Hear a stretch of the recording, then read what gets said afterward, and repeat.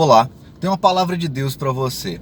Em 1 João, no capítulo 4, a partir do versículo 1, diz assim: Amados, não creiam em qualquer espírito, mas examinem os espíritos, para ver se procedem de Deus. Porque muitos falsos profetas têm saído pelo mundo. Vocês podem conhecer o Espírito de Deus. Deste modo, todo espírito que confessa que Jesus Cristo veio em carne procede de Deus. Mas todo espírito que não confessa Jesus não procede de Deus. Esse é o espírito do anticristo, acerca do qual vocês ouviram que está vindo e agora já está no mundo. Aqui, nessa carta, nessa primeira epístola de João, é diferente do Evangelho de João. Nessa primeira epístola de João, no capítulo 4, fala para você, para nós pesarmos o espírito das pessoas. Alguns se dizem profetas, apóstolos, bispos, pastores, pregadores e mestres e doutores da lei.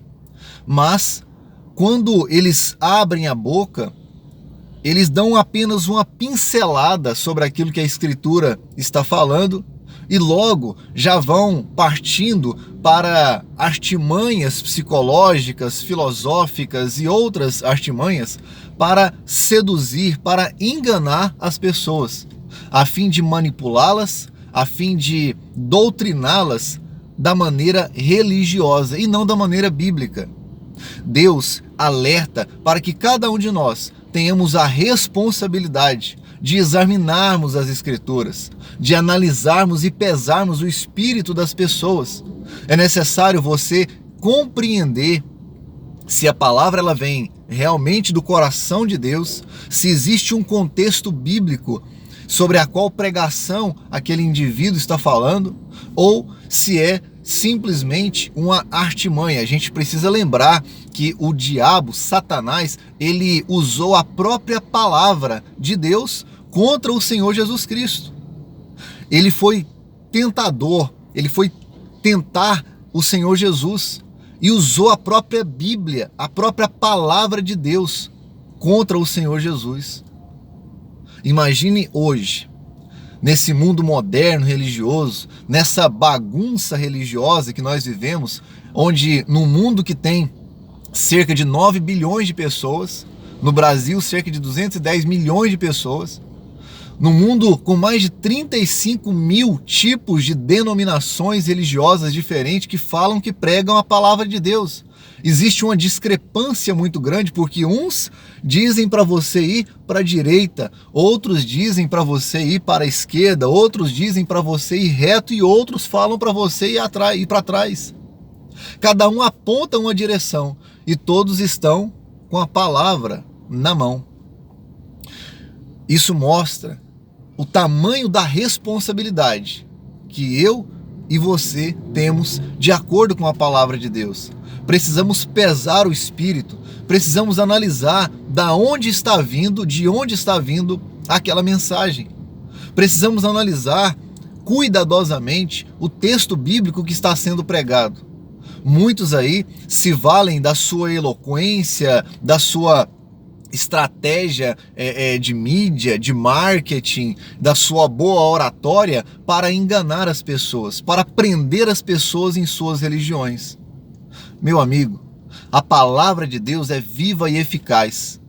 Ela é uma espada mais cortante do que uma espada de 2 gumes, a ponto de separar juntas e medulas, alma e espírito. Ela é tão eficaz e capaz de transmitir a você a verdade de Deus. Ela é a verdade. E a verdade, ela liberta. Ela não aprisiona você a uma religião. A verdade, ela te liberta e não te aprisiona ao medo. A verdade, ela te liberta e ela não te aprisiona ao medo de Satanás, ao medo de ser subjugado ou julgado. Não, na Bíblia está escrito: nenhuma condenação há para aqueles que estão em Cristo Jesus. Então, como pode haver condenação para mim e para você se nós estamos em Cristo Jesus? Aquele que crê e for batizado será salvo. Se eu permaneço a minha vida nos pés de Deus, se eu permaneço com a minha vida aos pés do Senhor, como eu posso ser julgado? Se eu estou permanecendo no amor de Deus, lá no versículo 7, olha só o que diz, do mesmo capítulo aqui da epístola, né? Que a gente pode falar que é capítulo. Versículo 7, amados, amemos uns aos outros, pois o amor procede de Deus. Aquele que ama é nascido de Deus e conhece a Deus. Quem não ama não conhece a Deus, porque Deus é amor.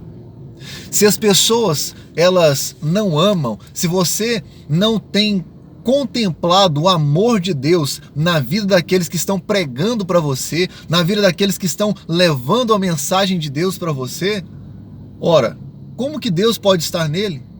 Porque Deus é amor. E aquele que ama está em Deus, e aquele que está em Deus ama. A coisa é recíproca. Então, como que você não consegue contemplar o amor na vida de uma pessoa se ela não está em Deus? E como você vai contemplar a presença de Deus na vida de alguém que não ama? Portanto, ame e analise se as pessoas também estão amando. Eu digo às pessoas que estão levando mensagens como essa para você. Pese o espírito. Não acredite em qualquer coisa. É necessário que cada um de nós venhamos assumir a nossa responsabilidade. Que Deus abençoe. Bom dia.